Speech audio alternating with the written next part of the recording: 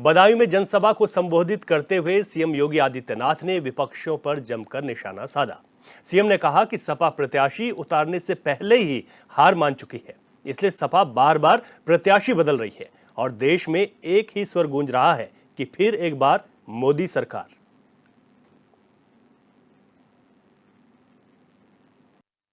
उनका अभिनंदन किया जा रहा है।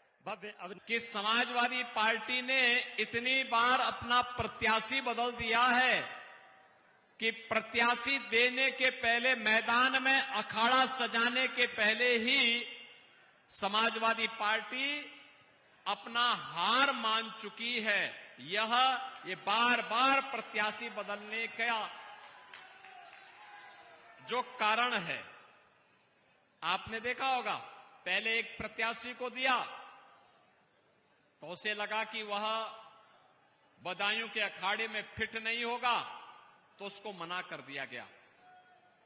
फिर चाचा को दिया तो चाचा पे उम्र का लगता है ज्यादा बोझ आ गया, चाचा ने पलायन का रास्ता अपना लिया।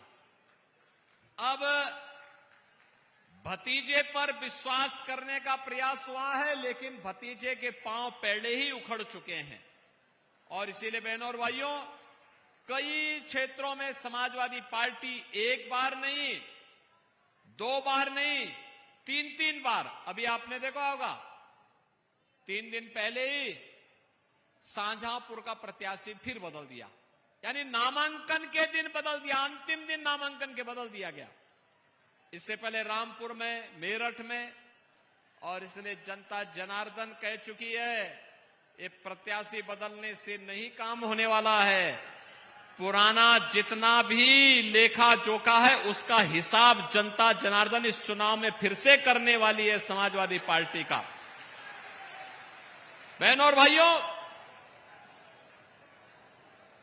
ये पूरा क्षेत्र वेदों की भूमि है, पुराणों की भूमि है, और इस भूमि में भारत की परंपरा को एक नया मार्ग दिखाया, और उसी परंपरा का अनुसरण करते हुए भारतीय जनता पार्टी की सरकार ने इस क्षेत्र में इस स्मृति को जीवंत बनाए रखने के लिए, मां गंगा की स्मृतियों को जीवंत बनाए रखने के लिए नमामि गंगे परियोजना के साथ साथ आपको गंगा एक्सप्रेसवे की सौगात भी दी है। गंगा एक्सप्रेसवे का मतलब यह क्षेत्र भी औद्योगिक विकास की प्रक्रिया का हिस्सा बनने जा रहा है।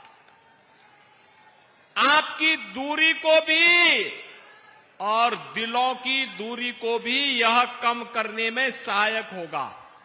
और इसलिए बहनों और भाइयों, आज हम सब आए हैं आपसे कहने के लिए 2024 का लोकसभा का चुनाव यह सामान्य चुनाव नहीं है, देश की तस्वीर और तकदीर को बदलने वाला चुनाव है। आपने देश भर की आवाज को सुना होगा। 2 चरणों के चुनाव संपन्न हो गए हैं। 2 चरणों के चुनाव में पूरे देश के अंदर एक स्वर गूंज रहा है, और वह स्वर है उत्तर, दक्षिण, पूरब, पश्चिम, जहां कहीं भी आप गए होंगे, वह स्वर है कि फिर एक बार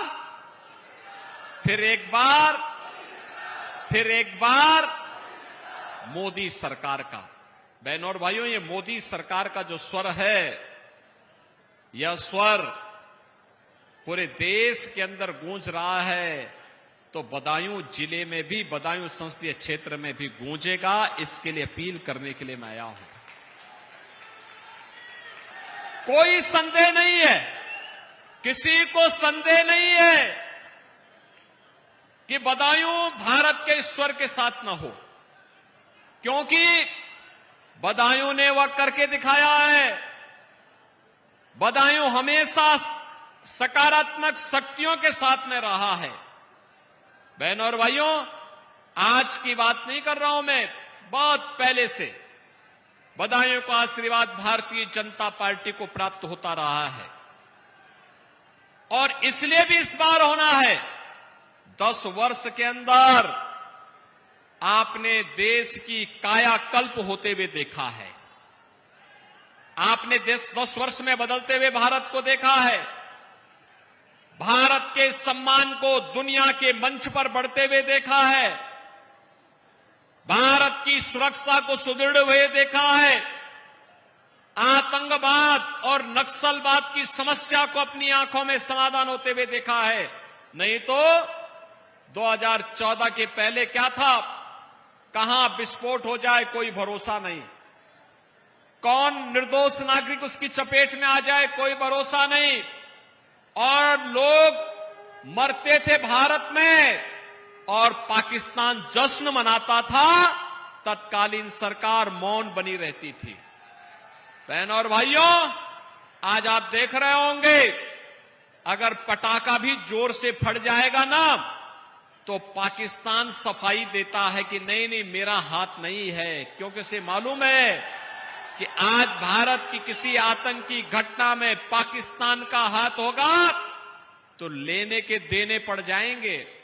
और इसीलिए बहनों भाइयों, पाकिस्तान पहले सफाई देकर के आतंकवादियों से पल्ला झाड़ देता है।